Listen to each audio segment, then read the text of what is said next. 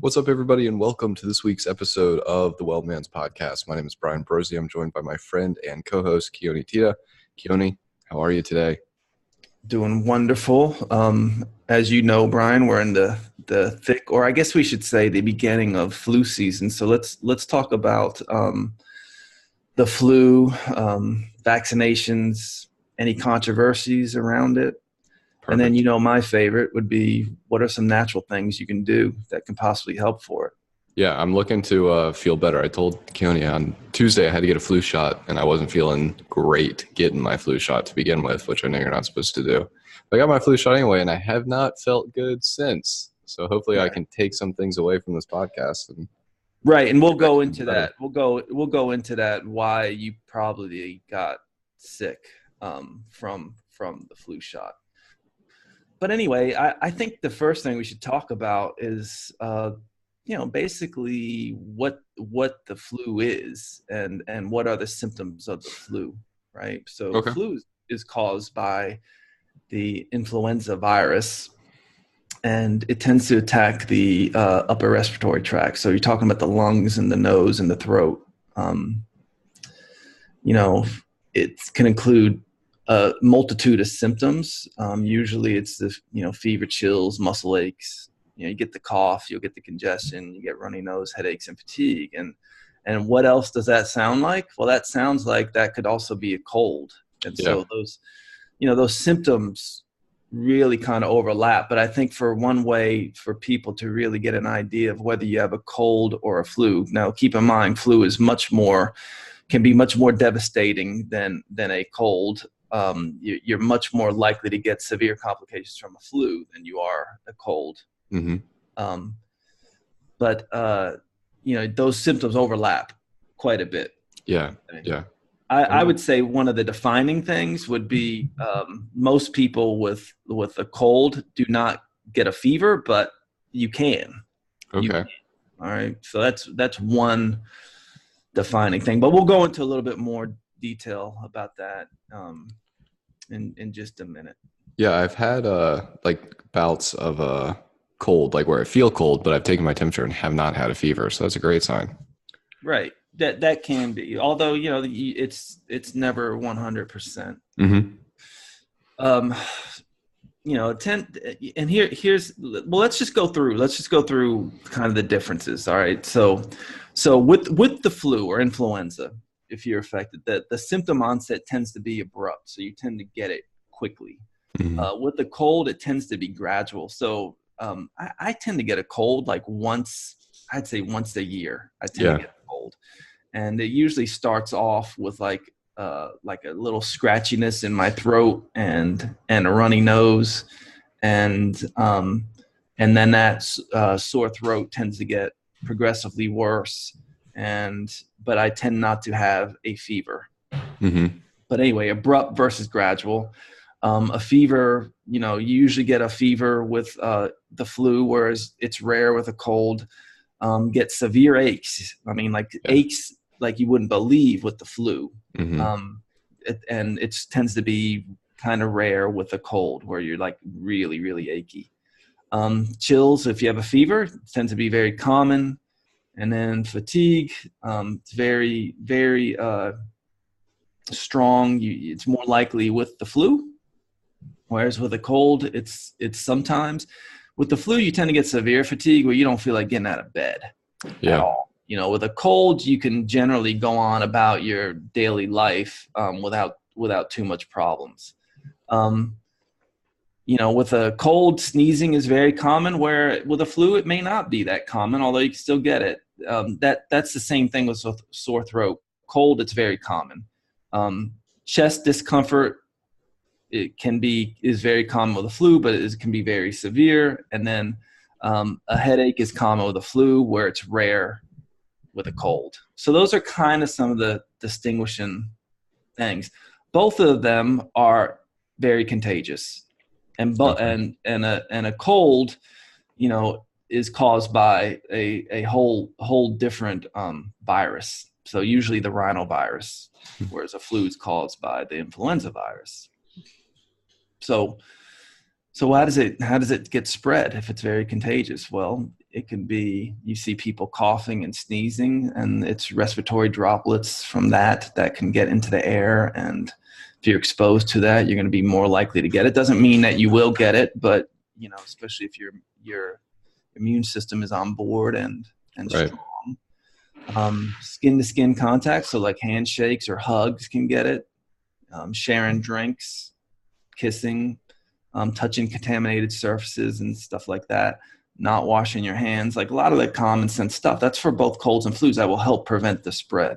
So one of the best things you can do, especially when we're talking about a flu, is just making sure that you have, generally good hand washing habits and things like that, and that can help with preventing the spread. Yeah, absolutely.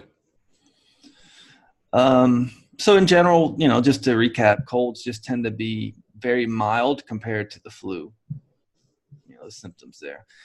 So the flu is much more serious and is much more likely to cause death and serious complications. And those things can cause things like conditions of the heart, like inflammation of the heart, can cause encephalitis. The flu can in the brain, so brain inflammation. Rhabdomyolysis, myositis, inflammation in the muscles and breakdown of the muscles. Yeah. And then it can cause organ failure. So that's why, every year we see something come out that's telling everybody to get their flu shots just to help prevent something like this from happening, because it is very contagious and it can be severe.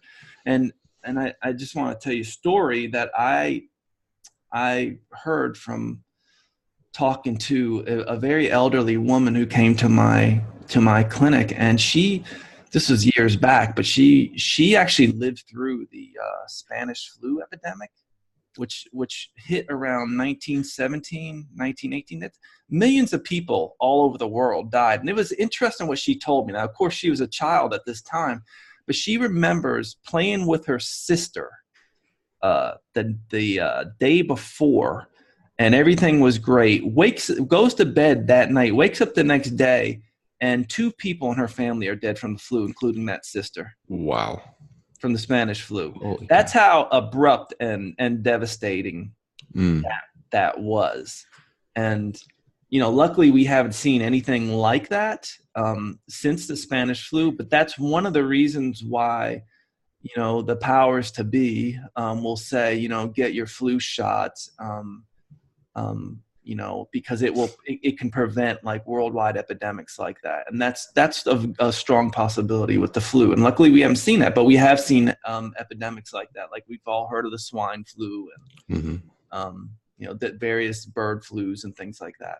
Yeah. That can become epidemics. And we heard on the news, like if we, a lot of this stuff is when you see like bird flu, in chicken or anything like that, they'll actually go through and like slaughter the chicken because they just don't want that virus from mutating and jumping to humans and then, causing another epidemic or worldwide epidemic. And some of these things can be extremely life-threatening, as we were talking about.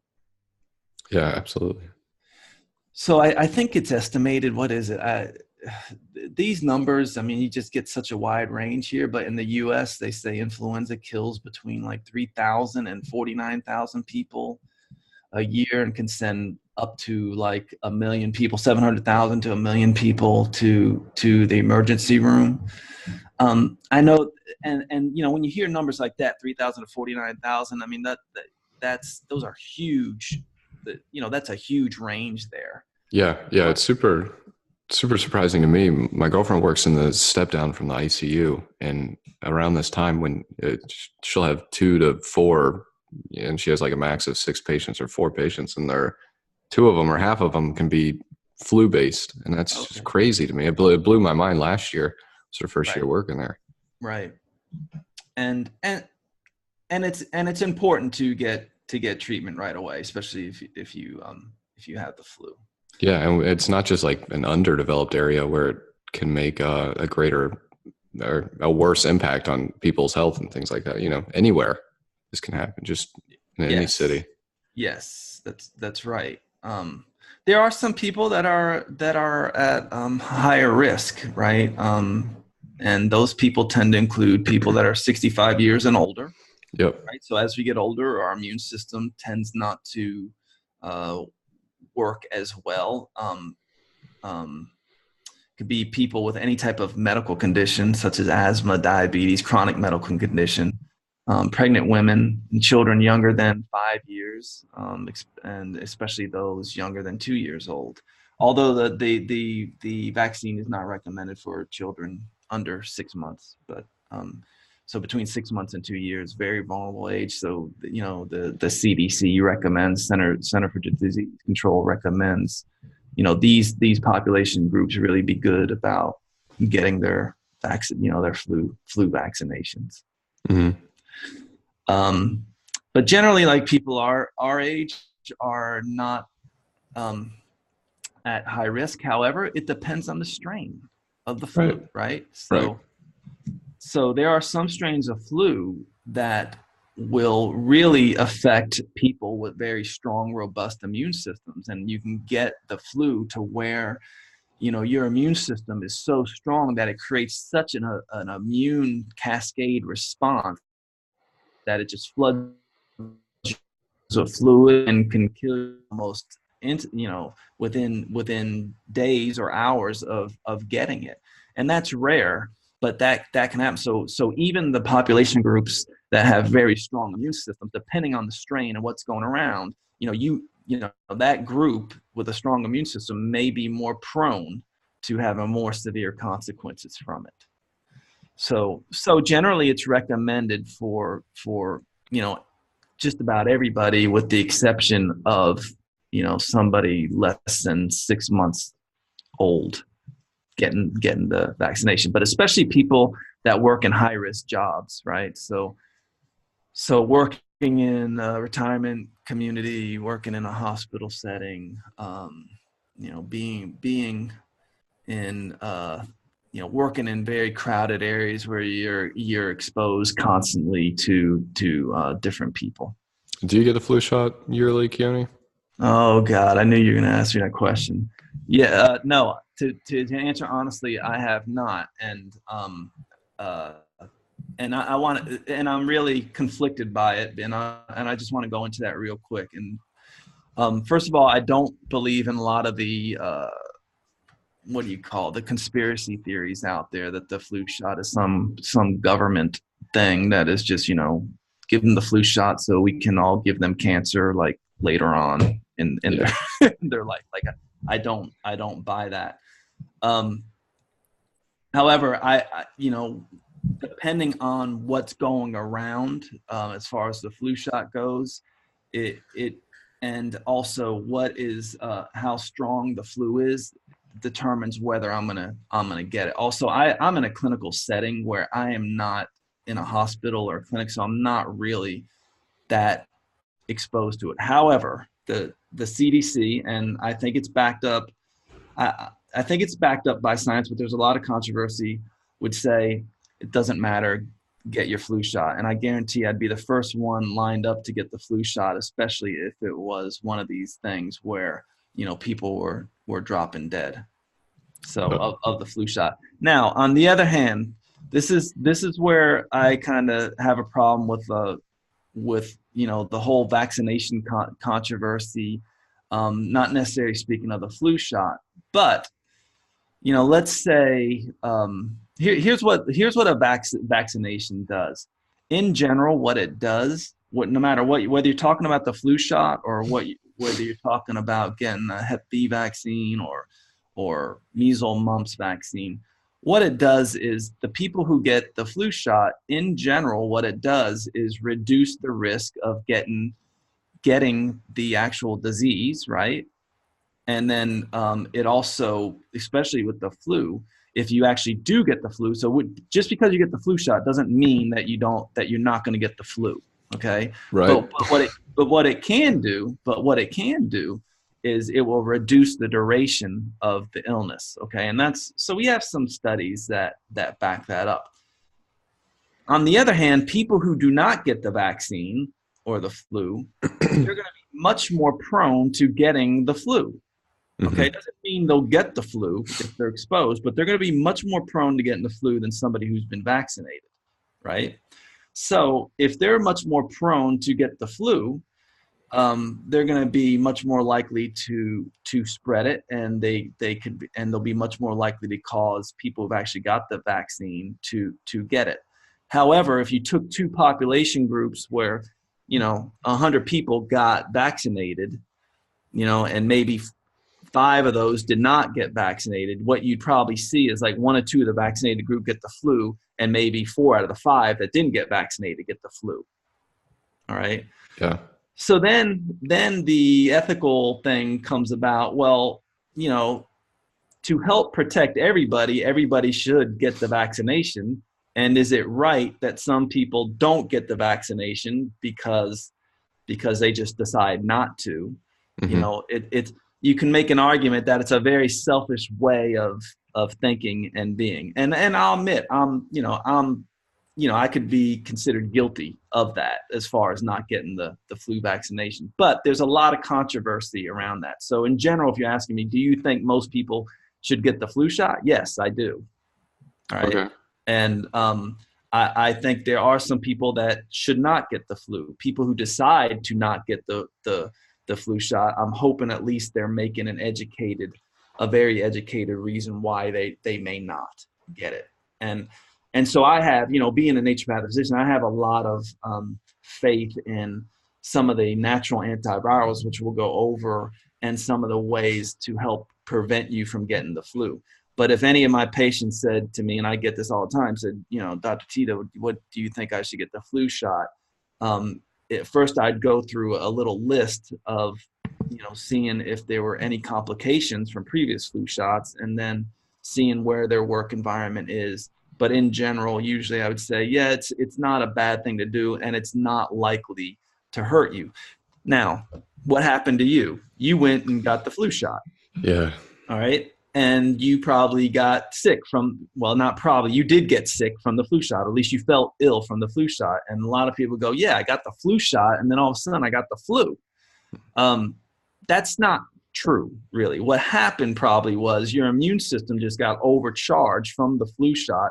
It's impossible because the virus is dead or attenuated. So it's almost impossible to get the flu from the flu shot. But Hmm. you can get sick. You can get, feeling bad. But a person who's pro flu would say, well, that's just because the flu shot is stimulating your immune system. You had adjuvants in there that gave you some symptoms that, made you not feel well for a little while. Does that mean the flu shot was a failure, that it gave you the flu shot? No, absolutely not. It didn't. So getting the flu from the flu shot is unlikely, but it doesn't mean any vaccination that you can't get the flu after you had the flu shot. And there's a number of reasons for that, but for some people, a small percentage, the vaccination does not actually work, so you can get it from that. And then sometimes the virus mutates such that you didn't actually get vaccinated to the strain that's coming through there. Right. Yeah. However, if you do get vaccinated to the flu shot, if the strain is different, you're less likely to get that strain because they're similar enough. So your immune system Okay. creates antibodies to it that says, oh, well, this looks somewhat like the flu, even though it's a different strain. So therefore, we've seen it before. Our immune system is ready to help fight it. Right. Yeah. So anyway, that's just a little bit on the flu and kind of side effects from getting the vaccination. But let's talk about, because this is always confusing, I think, to people, without really getting in too much into the science on this. We talked about like the difference between colds and flus. Colds are primarily caused by a rhinovirus, and there are other viruses that can cause colds. All right, and then the primary virus that causes flu is the flu, or Haemophilus influenza. And these things are grouped into different types of flu. So the influenza virus can be grouped into a type A, type B, and type C. Types A and B cause the large seasonal outbreaks that we see. Okay. and in general, there's immunizations for types A and B. Um, and then there's another type called C, which generally may cause mild forms, but generally there's no immunizations for that. So that's the A, B, and C is kind of the antigenic type of the flu. And then when they make the vaccines, they'll break it down into like the host of origin. Did it come from, swine or horses or chicken? Is it a human origin? Is there no origin that we know of? And then the flu will be broken down. Well, where did it start? Right. So then the flu strain will be broken down into, oh, well, this strain seemed to pop up in Taiwan or Denver or something like that. And then they'll number the strain of what it is. And so, for example, the main one, influenza A, you've heard the designations like H1N1, H5N1 flu. That's just demarcating the type of strain of the flu, and they do that to help. They look and see what kind of strain is coming through, and they demarcate it by H1N1, H5N1. The H stands for hemagglutinin, and the N stands for neuraminidase. These are antigens that would be found, kind of on the virus. So that's how they demarcate it and identify the strain of it. Okay. So what seems like very scientific and kind of foreign to the layperson is just a way to identify what strain is coming through there. Yeah, the parts of it. Right. So, for example, if we wanted to know the exact strain of the flu coming through there, we would say, okay, it's antigenic type A. So it comes from the duck. So the A/duck, it originated in Alberta, and the strain number is 35. The year of isolation, that's another demarcation where they get it, may be in 1976. And the hemagglutinin and neuraminidase antigen is H1 for the hemagglutinin, and then N5 for the neuraminidase. So all that stuff is demarcated in there to identify the strain. Well, seeing all that, you can see how many possible strains of flu may come around, and part of the CDC's job is to identify which strain is coming around and to get the vaccinations ready for that year. Now, do you know how they predict the strain that's coming? Yeah, so they will see where different things are popping up around the world, and they'll get samples of that and see what strain is there, and they'll see which ones are heading our way. So it's more of a catch-up game than a prediction. They can't. Yeah. It's kind of like constantly monitoring to see what's going on there. Yeah. And so with that being known, right, this is part of the controversy around vaccines. How do we always know that they're getting the right strain? Right. So we and they don't always know. However, like what I said before, even if we got the wrong strain, what we find is it does give you some protection. Okay. And most of the time they get it right, and they're getting better about getting the strains right. And there's different types of vaccines too. They have a quadvalent and a trivalent. Well, the quadvalent influenza vaccine means that they have like 4 different types of strains in there. So they try to cover their bases in that vaccine. So it's not just you're getting vaccinated against one strain. Usually the quadvalent, covers everything they think it possibly could be, and they get it in there. So the science behind it is really interesting. It's kind of fascinating how they do all that. But here's the thing about vaccines, just to know about vaccines, and this goes for all vaccines. So let's say they just gave you a vaccine with the dead virus, or attenuated, meaning that, a weakened virus or some type of antigen in there, right? That may not give you the protection you need from that. That's why in vaccines you hear about all these adjuvants in there, right? Adjuvants are these are things that, have you heard that term, adjuvants in a vaccine? No. Okay. All right. So So adjuvants are just ingredients that come within a vaccine that just just help the vaccine do its job. And this is where it gets scary, because people will say, I don't want you injecting this in me. I mean, this thing has formaldehyde in it, aluminum, thimerosal, has egg proteins in it, has some antibiotics, has all these different ingredients that when you read the label, you're like, hell no. I mean, fuck, I don't want that. I don't want to be injected with that. And certainly don't inject my child with anything like that. And, Hmm. that's understandable. But these things help make the vaccine work better.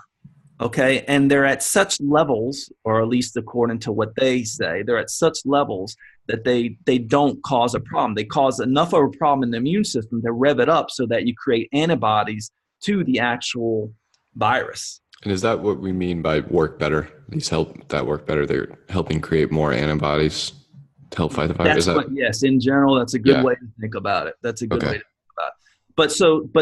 But think about all of that, right? So I mentioned like egg proteins in here as an adjuvant, right? So for example, if you have an egg allergy, do you think it's appropriate that you get a vaccine? No, absolutely not. And that's something that your doctor should go through with you. Something else that would keep you from. That's just funny to me because you're likely not going to know that. Like, I doubt your doctor is going to go through that. I mean, for me, the only reason I'm getting the flu shot is because I have to for school. If not, Right, I don't get a clinical internship. So I'm getting the right. damn vaccine. I Mhm. walk up to Publix. They're like, okay, great. Let's see your insurance card. I give them my insurance card. They bring the vaccine over, shoot me in the arm, give me a $10 gift card, and send me on my way. It all Yes. seems kind of weird. Right. Seems weird that I show up and you pay me to shoot me up with something that I'm not 100% Uh-huh. sure. Right. So, And so with that being said, because they just say everybody get their flu shot, for some people it's not appropriate. right. It's really not appropriate, and it's rare, but for some people it could cause devastating side effects. And when I say rare, it's like, the chance of getting struck by lightning, while Mm, you're in your house. That's how mm, rare some of this can be. However, if you're the one who's at risk for that, or you're the parent of a child who's had a devastating side effect, how do you say that to a parent? Do you say to a parent that, well, the benefit, well, all these vaccines, it's really primarily benefiting the many as opposed to the few. Sorry, your child was one of the rare cases that has this devastating side effect. The other thing is, it's very hard to prove with vaccinations, whatever they are, that the side effect was actually caused by the vaccination. Like, there has to be good documentation for that. mm, One of the other controversies about vaccinations is, there's laws in place that legally you can't hold the company that made the vaccination liable for any devastating side effect. And yeah. secondly, you probably are not going to be able to prove it anyway, Mm-hmm. and you may not have anybody vouch for you to prove that. So you see the trepidation that, some parents hear out there. Now, this is all rare, and it can be blown up and really blown out of proportion. And Yeah. that's why I tell my patients, I'll bring this stuff up to them, and a lot of times they bring it up to me. But when you look at it across the board and say, are vaccinations um, uh, good for humanity? Absolutely, yes, 100%. But Yep. there are instances where you can get a vaccination, and yeah, I mean, it can cause death in some people, but it is extremely rare. It's not uncommon for people to get weird, like flu-like symptoms after the flu shot, like you did, but it doesn't mean you got the flu, Right. and it's likely that you didn't get the flu. Yeah. Keone, where's the best place to find the ingredients of the flu shot of that this year's version of the flu shot, and you can read So, the ingredients? Because that's something that's interesting to me. You listed off these adjuvants, and like I said, I walk into Publix, and the guy's like, "All right, great, sign this form. Here's a $10 gift card, and shoot me in the damn arm." There's never any explanation of, "Hey, this is in here. Are you allergic to this? This is in here. Are you allergic to this?" Nothing. right. Nothing like that. And Nothing. and and they should ask. They should ask that. Like people who have allergy to eggs definitely need to know what they're getting into. Uh, people who've had a flu shot before and had a severe reaction should not get the flu shot. There's another thing that I've actually had some patients get from vaccines, what's called Guillain-Barré syndrome, Yeah. which is a kind of an autoimmune disorder where you start attacking your own nerves. Right. It's a paralysis that starts happening. It tends to ascend up the body, Yep. And usually it's self-limiting, but for some people it can be devastating for the rest of their life. Yeah. And in school they taught us that one of the common occurrences is someone will get a vaccine like that and then they start having GPS, or they have a period of GPS. Yeah. Right. And that's awful, and it's awful if you have that. But if you had any symptoms like that, and somebody came to me, I'd say, yeah, the vaccination is not good for you, nor should you get them. And I'd be even weary of, people in your family from getting them, because maybe there's some genetic component there, So as far as, just back to that question about the ingredients, can you go to the CDC website and find a list of all the stuff? Yeah, you can Google ingredients in this year's flu vaccine. All right. But in general, these adjuvants, that's why I listed them off, tend to be, you'll see all these scary chemical and names in there that you're just like, man, they're putting this stuff right into my bloodstream, and that, for somebody who doesn't know any better and just, hears out there that there may be thimerosal in there, which is mercury, and some flu vaccines still have, mercury in there. There's reasons why these adjuvants are in there. And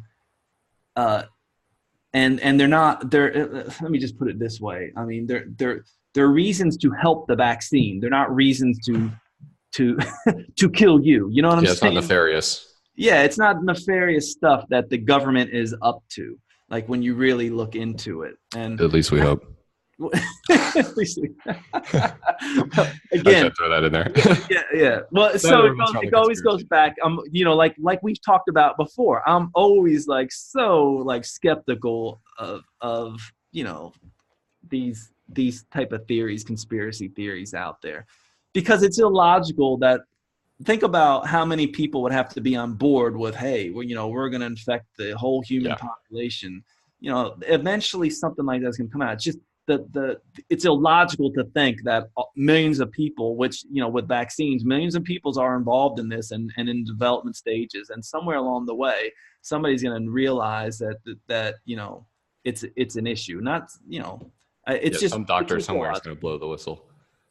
Yeah, there's going to be a whistleblower somewhere, and eventually, that's the nice thing about science. Eventually, science will get it right. Is the science on vaccinations and flu perfect?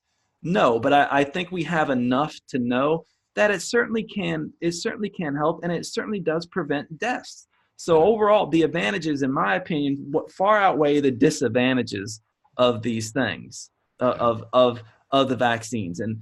And you just have to individualize it for people. And that's where I do think it can be problematic when it's just like you see flu shots being given on various sidewalks outside pharmacies or whatever. It's just like, yeah, come get your flu shot, and that's what's always weird to me about it. Just the fact that Publix is giving me $10 to come get shot up in Publix. That's it. That's all I got to do. Just walk in there. I walk out with $10. Yeah, they're just going to shoot me up with something. And I think that aids in the public. I think that aids in the public misconceptions of the vaccine. Because you're like, what is going on here? They're just trying to get everybody shot up with this stuff. It seems nefarious. Yeah, it can seem nefarious, especially when you let your mind run away. And that's why it's really, I feel like the conventional community is really not doing its job with really educating the public on vaccinations. So anyway, the question is, why the hell is formaldehyde in there at high doses? It can kill you. Well, again, it helps. It helps the vaccine do its job, and it may help with making sure that it's a slow release of the vaccine, so that it can stimulate your immune system. It can help that it helps preserve the vaccine, so the vaccine doesn't go bad right away. I mean, there's so many reasons why these adjuvants are put in there, but in general, it helps it work better. So you're kind of like me in the recycling episode last week now. Now you're the asshole, buddy. You're the one without the flu shot. You're the one who's not recycling your two Hey, cans a week. hey, I still have the rest of the winter. Although right now they're saying here in the U.S. right, I think October is the beginning of getting your flu shot. So So when is flu season? flu season is usually runs from October all the way to like around the beginning of springtime. It's like Okay. the whole think about it as a winter season. It tends to be the flu season. Yeah, and I'm pretty similar to you in what you said is once a year, if not maybe twice, kind of in that October, November, Yeah, March area, I'm going to get sick or yeah, something's going to happen, whether it be a cold or something like that. So, yeah. yeah. I mean, it's when you read the numbers on and how they do the flu vaccine and stuff like that, it can tend to give you, and this is where I fall, and especially me being, knowing about the vaccine and knowing the pros and cons. The pros certainly outweigh the cons, but I also am very familiar with antivirals and all that stuff. I'm very aware of natural things that you can do. Like I said, if we knew that the flu was just devastating to the human population, man, I mean I'd be the first one lined up to get it. Hmm. Luckily for I haven't had the flu shot in the last 10 years, and I Wow. haven't gotten the flu. Not one But time. no, I haven't gotten the flu. Now I've gotten bad Wow. colds. I tend to get a Hmm. cold once a year. Yeah. However, if you get the flu and it tends to be bad and it attacks the heart, that can be devastating. Yeah, So, absolutely.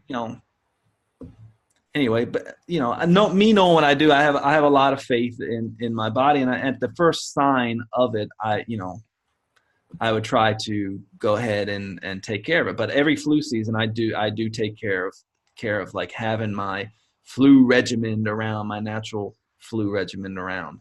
Yeah. And every year I do think about, okay, what's the flu coming around? Am I likely to get it this year? Should I get it? So I do a little bit of research. I know, I would never berate somebody just because I haven't gotten the flu shot about getting the flu. But again, if I have somebody who's immunocompromised and they come into me, I'll be like, yes, if you get the flu, it's likely to be more devastating for you than it is for me, who, I'm not immunocompromised.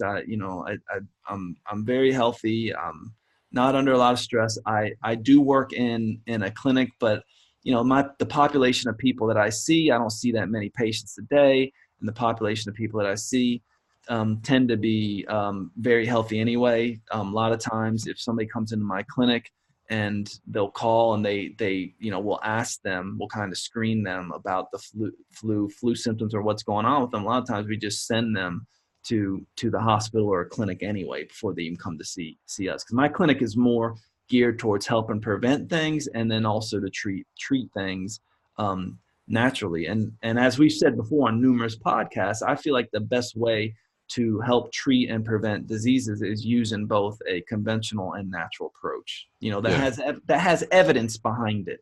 Yeah, absolutely. I think that's great. And previously, until it's a requirement for me at school and things like that, I have not gotten it and typically do fine.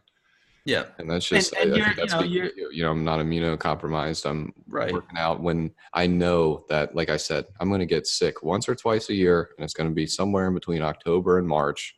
And I know that every year.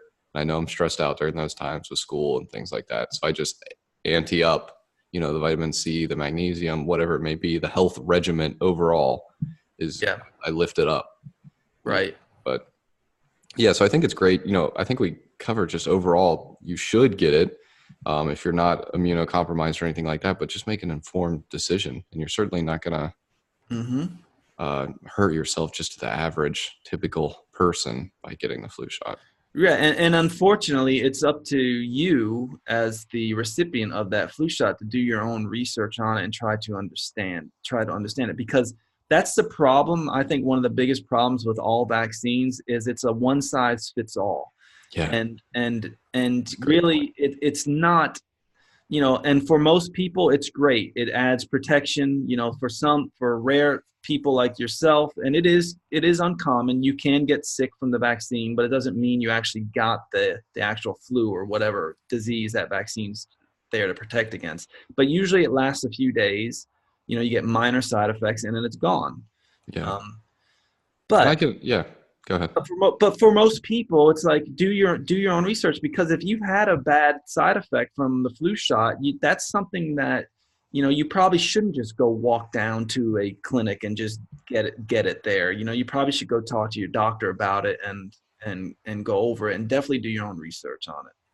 Yeah. You need to think about your uniqueness, and if you can do okay. And then that even goes for talking to family members who've gotten it too. And a lot of times these can prevent some of the more serious side effects from the flu. And again, I just want to stress, Brian, because I know somebody's going to be out there listening to this podcast who's very conventionally minded, and I just want to stress that yes, the serious side effects from vaccines, when you look at the numbers, are slim to none. However, that does not mean they can't happen.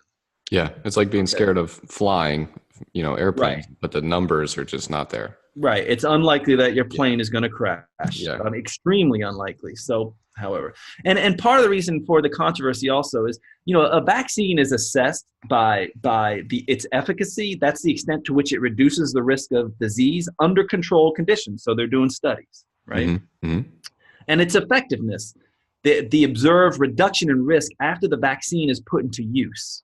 Okay. And so when you look at stats on the effectiveness of the vaccine, and I have some here from 2004 to 2017, the effectiveness of the vaccine was only 36% in 2017.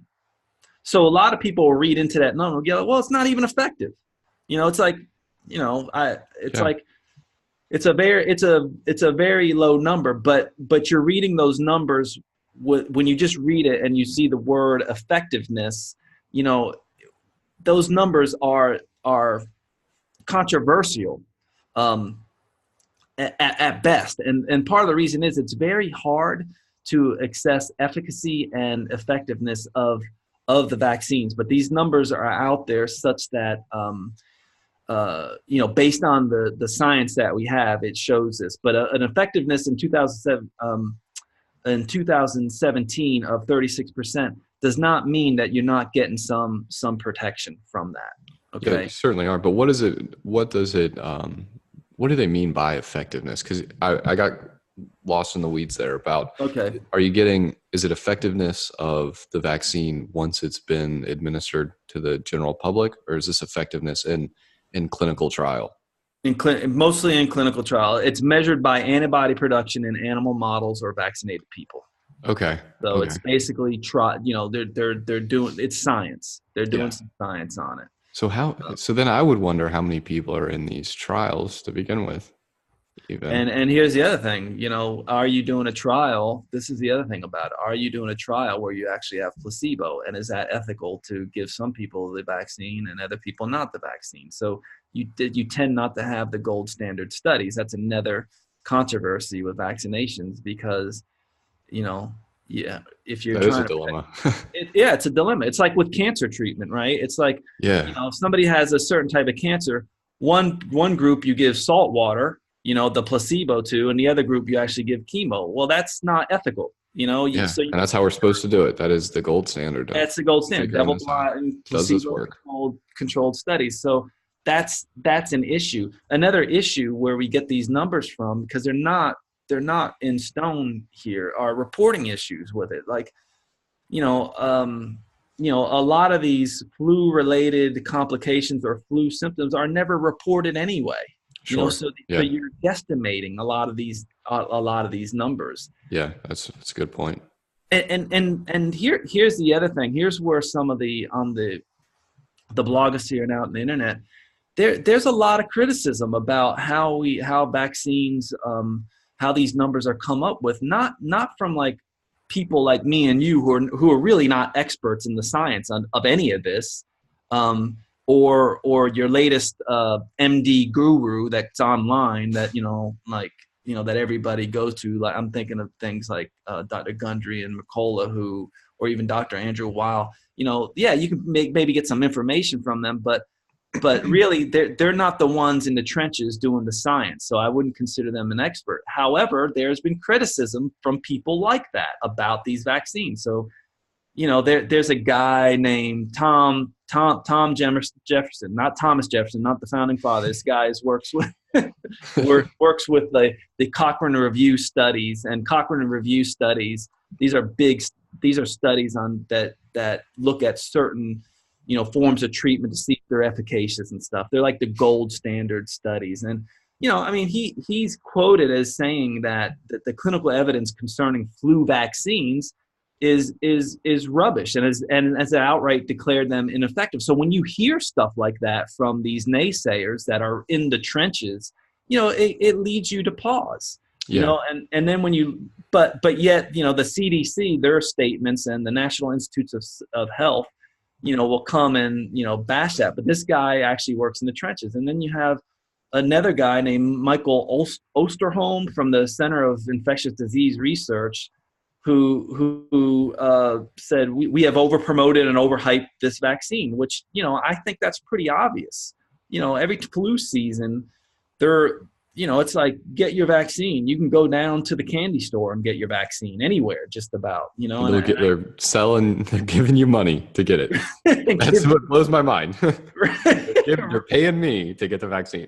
And they're part of the reason they're paying you. Why are they paying you? Because it's more cost effective. They know if people get the vaccine based on the science that they have, that it's going to save the health industry tons and tons of money. Because when you get the flu and have to go into the ER to be treated, that costs tons of money. So it's giving people $10 or $5 just to get them the flu shot.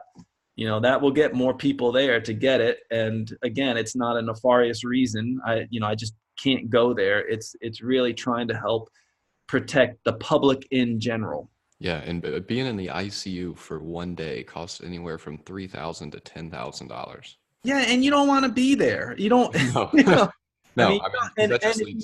If you have to be there, it's like you're not only. There's so many problems that can arise from that, but it costs the healthcare system tons and tons of money, and we can prevent you from being there by getting your vaccine. And I do believe that, and I do stand by the science until we find something else. So. Is there a journal, Keone, that you, like a medical journal, that you would recommend for anyone, but, as like a healthcare professional, to kind of delve into vaccines and things like this? What I recommend, there's no specific journal, there's no specific book that I recommend, but this is what I do recommend, because you can find all the information. You can find pro-vaccine stances and anti-vaccine stances out there. I just recommend people to look at the information that's put out by these big government organizations like the CDC. You can Google all that. Just type in flu vaccinations or vaccines and read their information. That's the conventional recommendations, and they're good at educating you. You have to look and educate yourself, because your doctor's not going to do it. And then I recommend, if you want to get the other point of view, to go look at some of these other things that are way out there on the other side that borderline on conspiracy theories, and really try to make an informed guess. And then, if you have the opportunity, talk to your physician. Mm-hmm. I think when you actually do that and you educate yourself, you're going to see that the vaccine is not something that, is being given to you to, cause you to have poor health for the rest of your life, And I think when you educate yourself, you're going to be more likely to be like, yes, it's ridiculous and illogical for me to believe that vaccines are administered, by the public health, by the government against the public health. That's going to cause problems and cause diseases down the line. And a lot of these theories out there that are anti-vaccination, there's not a whole lot of science to it, but some of it is interesting. All right. So let me just give you a theory on that, and then we'll just go into some natural treatments, which, I think a lot of people probably want to hear what I do people. Since I have. How do I get better? Yeah, how do I get better, and what do I do? What I will do since I haven't gotten the vaccination? And again, I do my own research on it most years. All right, so here's the thing about a vaccine, and it's interesting, and I'd say that the science isn't all there. However, when you actually get the flu and you get it naturally, you get natural immunity from that flu. So if you didn't get the vaccine and you get it naturally, it may give you longer term immunity to that strain of flu or similar strains to that flu for the rest of your life. All right. So in that regard, getting the flu naturally can be a good thing. But now think about what you're doing here. All right.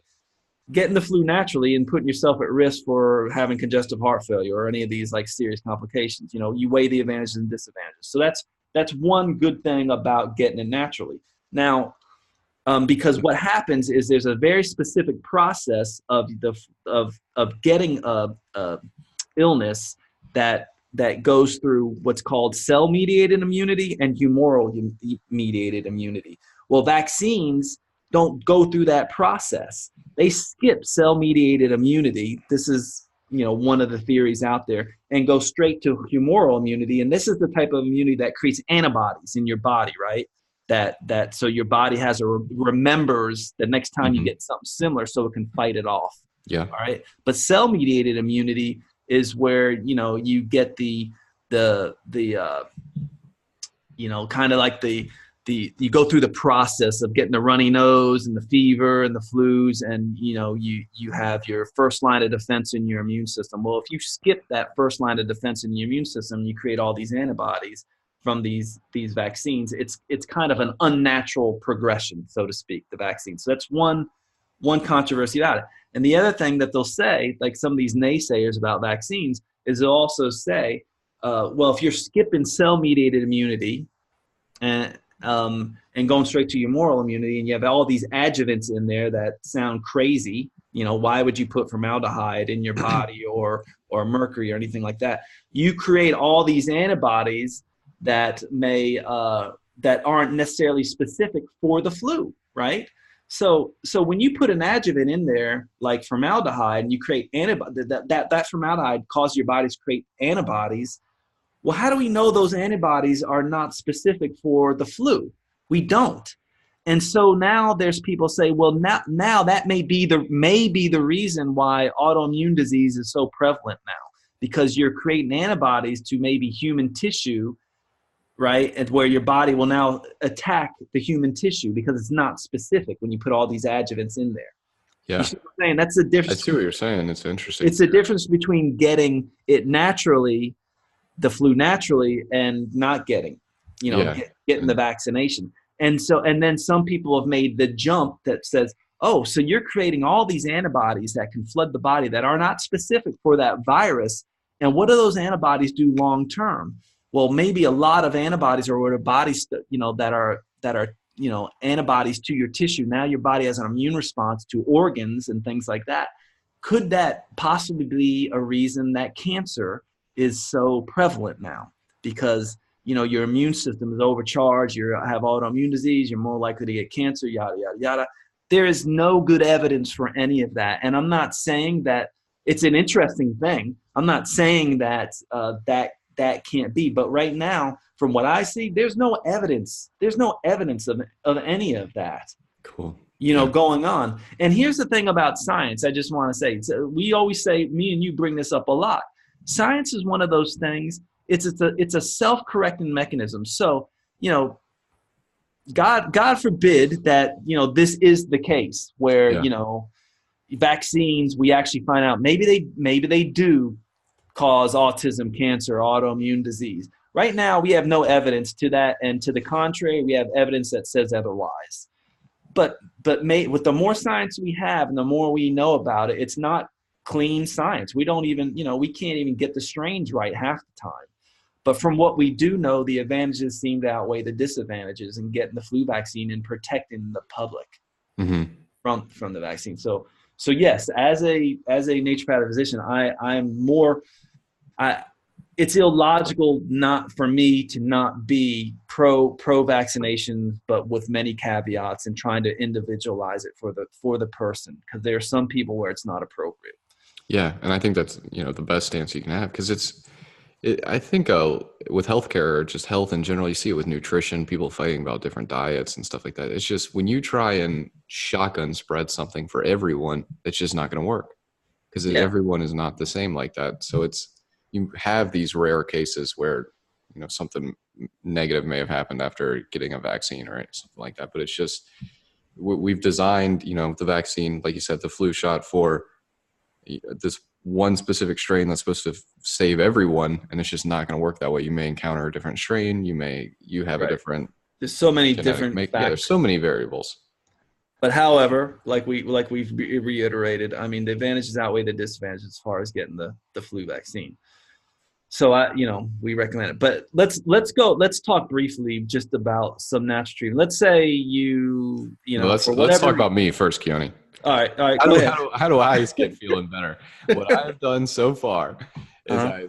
I've tried to sleep a little bit more for starters, because I know that's a big problem just in general. It's Hmm. why I'm here and got sick to begin with, I'm sure. Yep. Up my magnesium, up my vitamin C, Uh-huh. and I drink like a kombucha once a Uh-huh. day now, and then I'm doing like a ginger tea at night. What Okay. else should I be doing? Yes. And what do you think of all those? Okay, I think some of that's good, some of it not so good. All right. Right? I mean, or not as great as it could be. The first thing, the first thing is think about how you can prevent the flu. All right. Um, the common sense stuff first. Hand washing. Avoiding places where you may get it. So, you know, hospitals, clinics, where people may be coming with the flu. Perfect. Where I work and Covering where your my mouth. girlfriend works. Right, right. Well, if you cough or sneeze, covering your mouth. If you know there is flu in wherever you work, possibly wearing a mask or something like that, like Hmm. you've seen the mask that Yep. people wear, like a surgical mask. And there are surgical masks that are better than others. So maybe looking into that if you're in that type of situation. But I think one of the best ways to help prevent the flu, and there's some decent science on it, is making sure that your vitamin D levels are optimal. So I recommend everybody get tested for vitamin D. Um, and the vitamin D level that I think is optimal is between 50 and 80. All right. And the conventional range runs between 30 and 100 usually. Most people are in the 20s and 30s that I've seen on vitamin D. Most people are deficient in vitamin D. Not only subclinically deficient, but diagnosably, a lot of them are diagnosably deficient under 30. So a lot of times a conventional doc will run a vitamin D, see that you're at level 35 and go, oh, you're fine. Well, in my opinion, that's not going to be great to protect you from the flu. You want to get the levels up to about Okay. 50 or 80. And so most people are going to be just fine taking a vitamin D supplement every day. All Do you have right. a recommendation as far as their type of, like when we talk about magnesium, like magnesium bisglycinate, magnesium Yeah. So calcium? I think the best type is going to be vitamin D3. A lot of the prescription grade vitamin Ds are vitamin D2, which is ergocalciferol. Vitamin D3 is cholecalciferol. Vitamin D3 is more bioavailable. Um, it's the form the body knows. So I recommend that. Most supplements, you just have to read the label. If over the counter are going to be vitamin D3, those are going to be the best ones to get. And I recommend, especially during the winter months when flu season is really coming around, I recommend at least taking 2,000 IU of that a day. All right. And it's interesting you say that, because I started school in August, and just from that, I can't remember the last time I enjoyed the outdoors. Right. So that as soon as you Yeah, said that, I was like, yeah, you're right. yeah. Hence, and one of the best ways to get vitamin D is to get some sunlight on your skin, as you're implying there. So yes, getting outdoors can help, but we spend most of our lives indoors. So I recommend medical students, people in the healthcare field should be taking a regular vitamin D supplement, and you should be getting tested regularly so you make sure that you don't go too high with that. Most people, it's very hard to get to levels that can be toxic at 2,000 IU of vitamin D a day. I've never seen it happen. Do Never I even ha- heard of it happening. So do I have to go to my doctor to get this test, or is this something I can order? You Could I LabCorp it? Could I? Yeah, you can. You can go online to some like you can actually go through our clinic. There's certain things online like Direct Labs. Our clinic has a link. You can just go order it, and then they'll send you a code to get your vitamin D level checked. They'll send you a little code and the address to where the lab is, and you just go down there. It's closest to you and get it drawn. Usually the cost for it's called a 25 hydroxy. That's the main one you should get, vitamin D level, 25 hydroxy vitamin D test. Go down there. Usually I think a lot of labs are running it between, $40 to $60 out of pocket, Cool. if you don't have insurance. So it's not that expensive. And I think people should try to get that every year, get your vitamin D level checked and make sure you're good. Not only does vitamin D help, vitamin D will, from what the studies show, help against most viral infections. It boosts the immune system, just revs up the immune system, helps it fight. And so we're talking about colds and flu, pneumonia, that type of thing. And there's some indication of bacterial infections, right? By the way, let me just hit on this real quick. The flu, colds and flus are caused by viruses. And so a lot of times you see, I went to my doctor, they diagnosed me with flu, and they gave me an antibiotic. Well, that doesn't make sense. An antibiotic fights bacteria, right? Mm-hmm. Well, a lot of times your doctor is doing that just to prevent a bacterial infection. You're more prone to get a bacterial infection once you have some type of chest congestion or anything like that. That's why they're doing that. I don't necessarily agree with it. Yeah. Because it's part of, we should do a podcast, and this is part of the reason why antibiotics are not working as well anymore. But that's why I always get that question a lot. Why was I given an antibiotic and not just given an antiviral? So anyway, that's why conventionally they do that. Can you speak on Tamiflu a little bit? So Tamiflu is one of the Tamiflu is interesting, but Tamiflu is one of the things that people get to help treat the flu. Yeah. I've gotten it from a doctor once or twice, and you basically show up with the flu. He gives you this prescription, says it'll help it go away quicker, but it's like helps reduce the duration. And I'm not an expert on Tamiflu at all, but that's in general why it's given. I will say this: there's a compound in Tamiflu. I forget the name of the compound, but makes your dick fall off.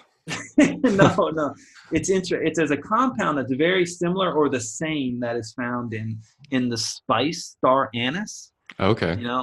And so that is one of the things, like if you have that spice in your spice rack, putting star anise and stuff there's not great research on it, but may help prevent the flu and may even help treat the flu, because that compound is what is in Tamiflu, and it's one of the main active ingredients of Tamiflu. But I think it's in star anise. I forget the name exactly, but this is why I love naturopathic doctors. That kind of stuff. Coming up with these things. Awesome. Yeah. But that's the extent of my expertise on Tamiflu. Okay. But yeah, I think it's just that if you come down, it's to help treat. So you mentioned something about natural treatment with you, that you're up in your vitamin C. Typically, I tell people at the first sign of an upper respiratory tract infection, because when a flu first hits, and it could happen fast, and a cold, they're very similar. But you get that scratchy throat, man, up the vitamin C. And you probably want to go to bowel tolerance, meaning just keep doing the vitamin C until you have diarrhea. Okay, that's one way to, because it has been shown to, it is antiviral, but you have to dose it high for it to work, and you have to dose it as soon as you feel the symptoms coming on for it to work. Now, if you've already had the flu and the cold, and you start your vitamin C after you're in the throes of it, it does seem to help reduce the duration. There is a form of vitamin C that probably will work better than just taking the regular water soluble vitamin C, which is found in most health food stores. There's something called liposomal vitamin C, and that seems to get into the bloodstream quicker. You may not need as much and may work better in fighting infections. And you can find those online or anywhere. Hmm. Now by far, so vitamin C and vitamin D, think about those. And then there are other minerals out there that can really help, which this is why I really like people taking a multivitamin. Selenium and zinc, there's research showing that they can help prevent the flu and may reduce the duration of once you do have the flu and colds. But by far, I think one of my favorite treatments for colds and flus, and you mentioned it, is fresh ginger juice tea. And I stress the word fresh because if you're just taking ginger caps and you just go to the sweet, it does not work. You're going to have to get the fresh ginger root, and I like grating it about a thumb size amount, grated in a cup or zest in a cup, and just pour hot water over it and drink that every couple hours for the next few days, and that will get into the bloodstream within like 30 minutes to an hour, and it has a half life of I think like 2 to 3 hours. So that's why you want to drink it regularly with this. I think I said garlic earlier. I meant ginger. So you're taking, that's what I meant to say. You're taking the ginger root and just, doing the whatever that like cheese grater thing to it into the tea Yeah, or cheese into the grater. water. I actually like zesting it because it's a type of grater that gets it into breaks it up into smaller pieces, so those compounds can diffuse into the hot water quicker. But grating it is fine. Grating it is fine, and I like to grate it in a cup, pour the hot water over it. Honey is really great for soothing your throat, so I put honey in there. It tastes delicious. So that's a great way to help fight the infection. Another there's a host of herbs that in studies, and again, these studies may not be your gold standard studies, but neither are the vaccination studies gold standard, like we were talking about, placebo, double blind, placebo controlled. But another one is elderberry. So Sambucol, there's a product called Sambucol that's made from elderberry, is a great antiviral, tastes great. Kids love it. Adults love it. It's a good one to use. You can use elderberry in conjunction with your vitamin C and ginger juice tea. Um, a lot of people will be like, well, what about echinacea?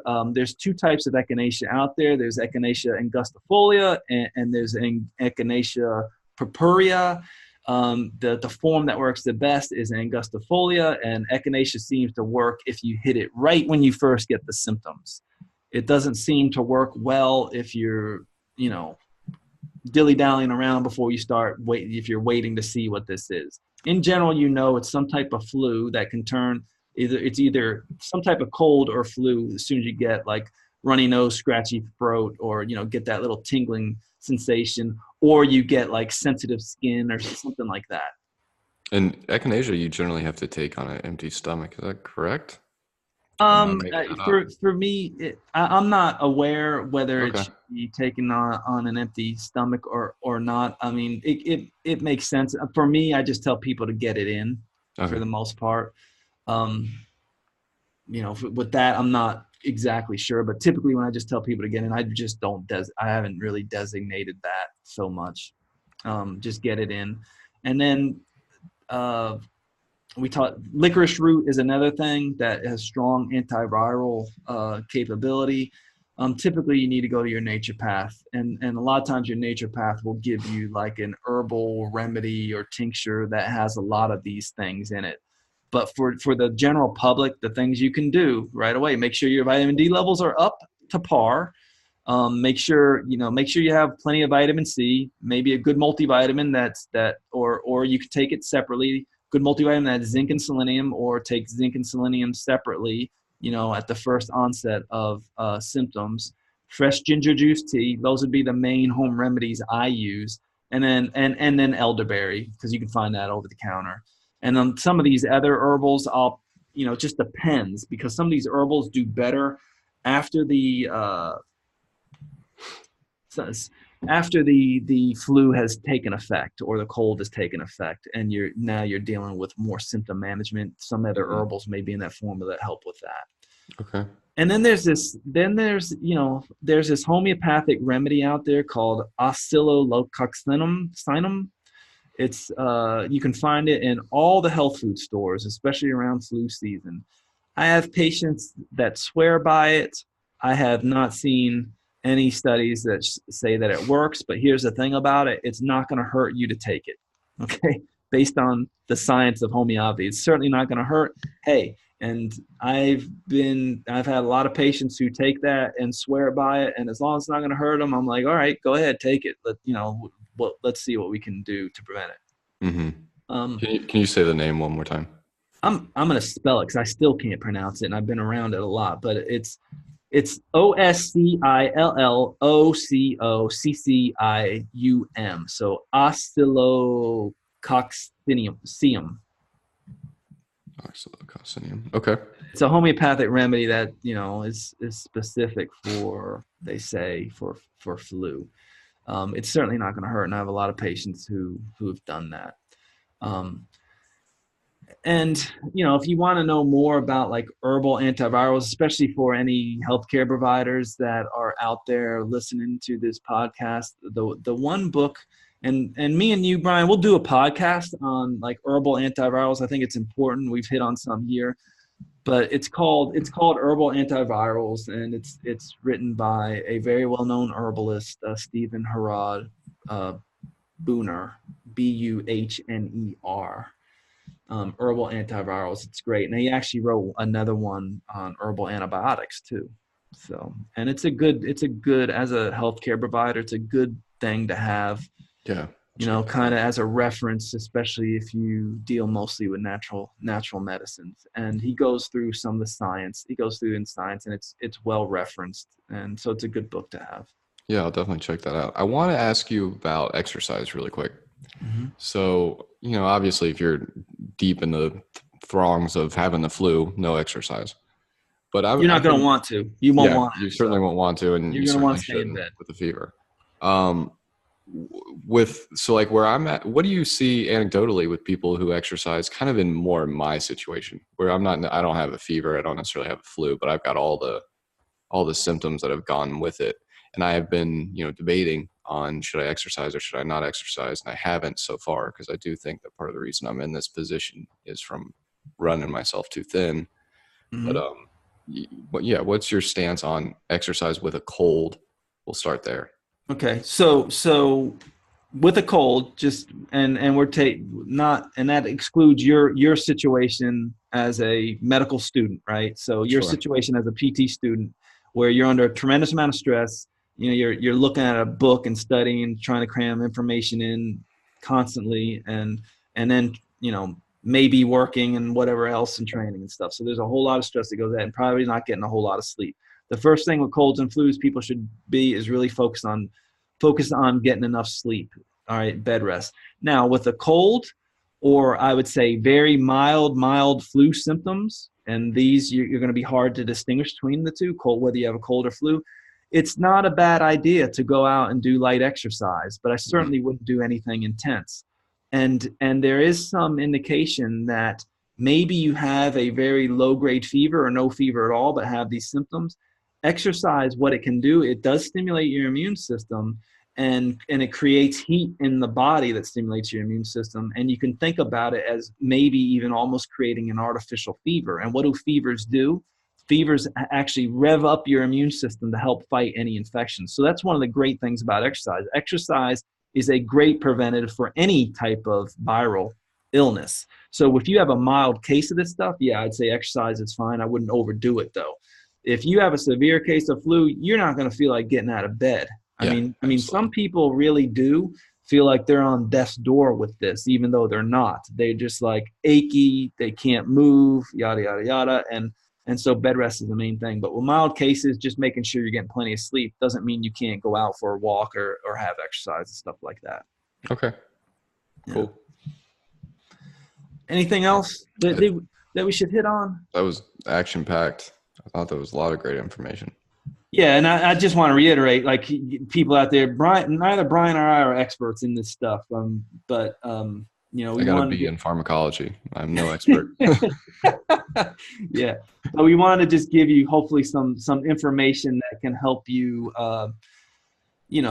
throw out the nonsense and hold on to the stuff that can help you make an informed decision about about this stuff, because you do read some crazy stuff out there, like, to the point where all vaccines are bad. And I know me and you certainly don't sit on that side of the fence. So Yeah, definitely not. Even though if you are watching the video, you can see Keone has a flat Earth on his wall that he's promoting. flat Earth, where are you talking about? Over here? Yeah, exactly. There you go. This is a lion right here. Isn't this our logo? Yeah, there you go. There you go. Anyway. So that was great. And just like you said there, I think, our goal here is to help you educate yourself and to be a little bit of that for you. So hopefully that gives you a little more insight on flu, the vaccines, what we think of them, and what you can do naturally to fight off the flu and, your common cold even at that. So definitely Yeah, and if people want to talk about flat Earth theory and the pros and cons about that, you can do that next time. We'll have you on. I mean, we'll have you on. I can't say we agree, but we'll have you on. We'll get an expert on flat Earth, right? Yeah. All right, everybody. We look forward to talking to you next week. All right, take care.